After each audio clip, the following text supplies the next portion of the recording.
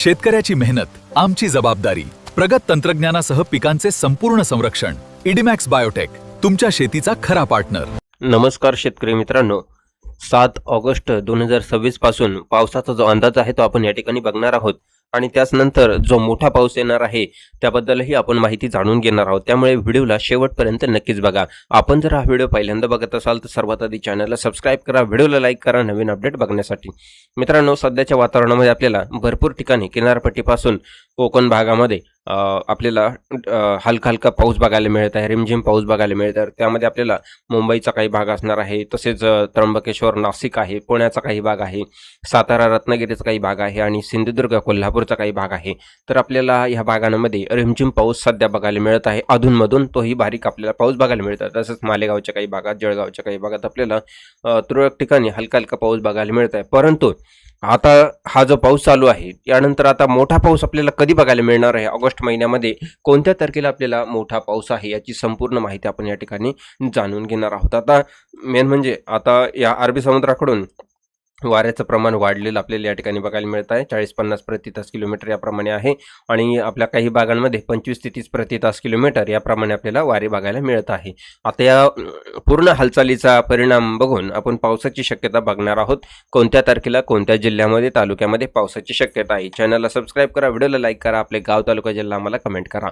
आता या ठिकाणी 7 ऑगस्ट पासून आपण सुरुवात करणार आहोत. 7 ऑगस्टला पावसाची शक्यता ज्या ज्या भागात पाऊस आहे तेच आपण भाग घेणार आहेत. तर आता 7 तारखेच्या अंदाजामध्ये सकाळच्या वातावरणामध्ये कोणत्या भागात पावसाची शक्यता आहे आपण या ठिकाणी बघणार आहोत. सुरुवातीला आपण या ठिकाणी अमरावतीच्या काही भागात जर बघितलं तर अंचलपूर, अमरावती, आर्वी, काटोल, वारुड या ठिकाणी, वर्धा, हिंगणघाट, नागपूर इथे आपल्याला रिमझिम पाऊस बघायला मिळत आहे. तर बाकी भागांमध्ये ढगाळ वातावरण आपल्याला बघायला मिळत आहे, आपण या ठिकाणी बघू शकतो. तसंच मुंबई ते नाशिक, पुण्यामध्ये हा जो किनारपट्टीचा भाग आहे इथे रिमझिम पाऊस आपल्याला बघायला मिळणार आहे. अधूनमधून बारीक जो पाऊस असणार आहे तो या ठिकाणी बघायला मिळत आहे.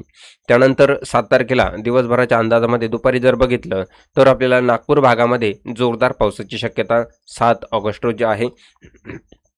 7 तारखेला या ठिकाणी नागपूर, महुदा, भंडारा, उमरेड आणि पवनी या ठिकाणी, लखमापूरचा काही भाग आहे, करंजा आहे, तळेगाव आहे, आर्वी, काटोल या ठिकाणी आपल्याला जोरदार पावसाची शक्यता 7 ऑगस्टला बघायला मिळणार आहे. दुपारनंतर हे वातावरणामध्ये बदल होईल आणि आणखी जोरदार पावसाची शक्यता आपल्याला बघायला मिळेल. तर तोच पाऊस पुढे भंडारा, उमरेड आणि चिमूर या ठिकाणी आपल्याला, साकोली, हिंगणघाट याप्रमाणे आपल्याला बघायला मिळणार आहे. गोंदियाच्या काही भागात हा पाऊस बघायला मिळत आहे. त्यानंतर 7 तारखेला रात्रीचं वातावरण जर बघितलं तर भंडारा आणि नागपूरच्या काही भागात आपल्याला मध्यम स्वरूपाचा ते हलक्या स्वरूपाचा पाऊस आपल्याला या ठिकाणी बघायला मिळत आहे. 8 तारखेचा अंदाज आपण या ठिकाणी घेऊ तर 8 तारखेला नागपूर, भंडारा या ठिकाणी आपल्याला पावसाची शक्यता हलक्या आहे. तसंच मुंबई ते नाशिकच्या काही भागापर्यंत रिमझिम पाऊस अधूनमधून आपल्याला बघायला मिळत आहे. तर पुणे, सातारा आणि रत्नागिरी, कोल्हापूर या ठिकाणी आपल्याला रिमझिम पावसाची शक्यता बघायला मिळत आहे. तर नागपूर आणि भंडारा, गोंदिया या ठिकाणी आपल्याला रिमझिम पावसाची शक्यता 8 तारखेला वर्तवली जाणार आहे. त्याचप्रमाणे 9 तारखेचा अंदाज जर घेतला तर 9 तारखेला आपल्याला बऱ्याचशा भागात पावसाची हलक्या पावसाची शक्यता आहे. तो रिमझिम असेल, एकदम बारीक आपल्याला जे श्रावण महिन्यामध्ये असतो तसा पाऊस आपल्याला बघायला मिळू शकतो. त्यानंतर 10 तारखेला जर बघितलं तिथे सुद्धा आपल्याला 10 तारखेला सेम परिस्थिती आहे. जळगाव, धुळे, नंदुरबार, तसेच छत्रपती संभाजीनगर, जालना, अहिल्यानगर, बीड, तसेच बार्शी, धाराशिव, लातूर, सोलापूर, सातारा, कोल्हापूर या ठिकाणी, नाशिकच्या काही भागात रिमझिम पावसाची शक्यता आपल्याला वर्तवली जाणार आहे 10 ऑगस्ट रोजी. आता आधी महत्त्वाची बातमी या ठिकाणी आपण घेणार आहोत. जी चक्रीवादळाची बातमी तुम्ही मागच्या व्हिडिओमध्ये बघितली होती, तर 15 तारखेपासून 14 तारखेपासून जो आपल्याला पाऊस सुरू होणार आहे त्याबद्दल जी माहिती मागच्या व्हिडिओमध्ये दिलेली होती त्याबद्दल आपण जाणून घेणार आहोत. तत्पूर्वी आपण 11 तारखेचा जो पाऊस आहे तो या ठिकाणी बघूया. पुसद आणि आर्णी, उमरखेड, हिंगोली, वाशिम, करंजा, यवतमाळ, हिंगणघाट, वर्धा या ठिकाणी आपल्याला रिमझिम पावसाची शक्यता 11 तारखेला संध्याकाळच्या वातावरणामध्ये वर्तवली जाणार आहे.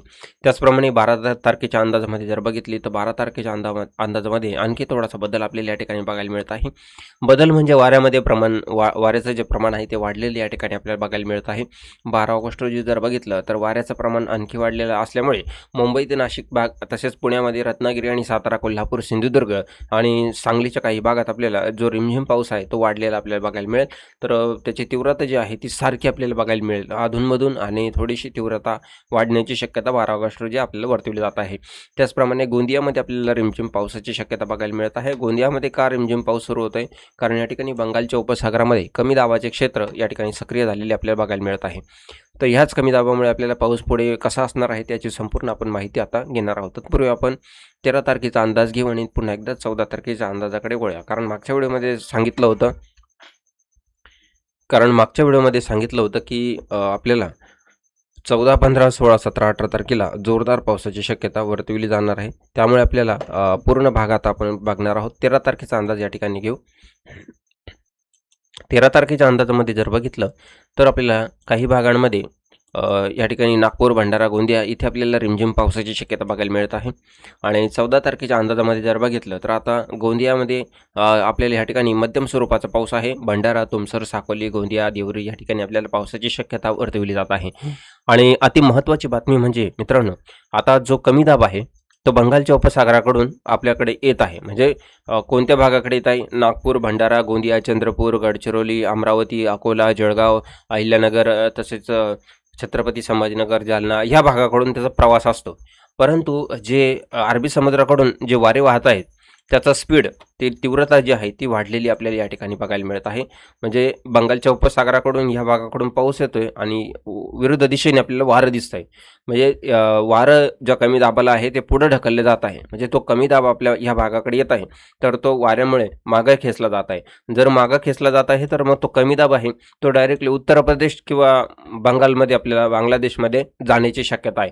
तर आपण आता बघूया किती पट शक्यता आहे. मागच्या व्हिडिओमध्ये तुम्हाला सांगितलं होतं की 40% आपल्याला शक्यता आहे जाण्याची, आणि आपल्याकडे पाऊस येऊ शकतो पण 40% शक्यता तिकडे जाण्याची आहे वाऱ्यामुळे. मग आता तोच परिणाम आपल्याला या ठिकाणी बघायला मिळत आहे. वाऱ्याची तीव्रता खूप वाढलेली आपल्याला या ठिकाणी बघायला मिळत आहे. आणि पूर्ण कमी दाब जो आहे तो आपल्याला या ठिकाणी उत्तर प्रदेश आणि छत्तीसगड आणि बांगलादेशकडेच याचा परिणाम जास्तीत जास्त वर्तविला जात आहे. आपण 15 आणि 16 तारखेचा पूर्ण अंदाज जरी बघितला तरी तो पूर्ण पाऊस आपल्याला बांगलादेशमध्ये गेलेला बघायला मिळत आहे. उत्तर प्रदेशमध्ये काही भागात बघायला मिळणार आहे. त्यामुळे आपल्याला महाराष्ट्रामध्ये त्याचा कुठलाही परिणाम आपल्याला बघायला मिळत नाही. कारण ह्या वाऱ्यामुळे जो पाऊस आपल्याकडे येणार होता जोरदार पाऊस, तो पूर्णपणे आपल्याला उत्तर प्रदेश आणि बांगलादेश, छत्तीसगडच्या दिशेने आपल्याला बघायला मिळालेला आहे. म्हणजे कोणताही जो कमी दाब आपल्याला येणार होता तो कोणताही कमी दाब आपल्या महाराष्ट्रामध्ये या ठिकाणी बघायला मिळत नाही. अगदी जोरदार पाऊस होता परंतु तो पुन्हा एकदा आपल्याला वाऱ्याच्या दिशेमुळे तो आपल्याला इकडे मागे सरकलेला बघायला मिळत आहे. म्हणजे आपल्याला 20 ऑगस्टपर्यंत पावसाची शक्यता कशी असणार आहे तर आपण या ठिकाणी एक अंदाज घेऊ असा की 20 तारखेपर्यंत पावसाची शक्यता कशी असणार आहे. तर आपल्याला मुंबईकडून पाऊस येईल, रिमझिम पाऊस, जसं श्रावण महिन्यामध्ये बारीक बारीक पाऊस असतो त्यापेक्षाही प्रमाण कमी असणार आहे. एकदम बारीक बारीक पाऊस आपल्याला तुरळक ठिकाणी बघायला मिळत आहे. म्हणजे सगळीकडे महाराष्ट्रामध्ये पाऊस असेल असं नाही, परंतु तीव्रता जी आहे ती आपल्याला कमीत कमी 80% कमी झालेली बघायला मिळेल आणि 20% शक्यता आपल्याला या ठिकाणी बघायला मिळणार आहे. फक्त किनारपट्टीला आपल्याला रिमझिम पावसाची शक्यता थोडीशी म्हणजे सारखीच असणार आहेत. आपल्याला मुंबईपासून नाशिक, मुंबई, पुण्याचा काही भाग जर घेतला, रत्नागिरी, सातारा, कोल्हापूर, सिंधुदुर्ग या भागात आपल्याला रिमझिम पाऊस सारखा चालू बघायला मिळेल अधूनमधून. आणि बाकी भागांमध्ये अधूनमधून आपल्याला रिमझिम पावसाची शक्यता बघायला मिळत आहे. या पावसाची शक्यता 20 ऑगस्टपर्यंत आपल्याला फार कमी बघायला मिळत आहे. जोपर्यंत अरबी समुद्राकडून जे वारे कमी होत नाही तोपर्यंत जे आपल्याला बंगालकडून जो पाऊस आहे, कमी दाबाचे क्षेत्र तयार होते, त्याचा कुठलाही परिणाम आपल्याला बघायला मिळत नाही. तो कमी दाब या वाऱ्यामुळे कमी झालेला आहे. जर याच्यामध्ये काही बदल झाला तर व्हिडिओच्या माध्यमातून आपल्याला सांगण्याचा प्रयत्न असेल. मित्रांनो, भेटूया पुढील अपडेटमध्ये. धन्यवाद.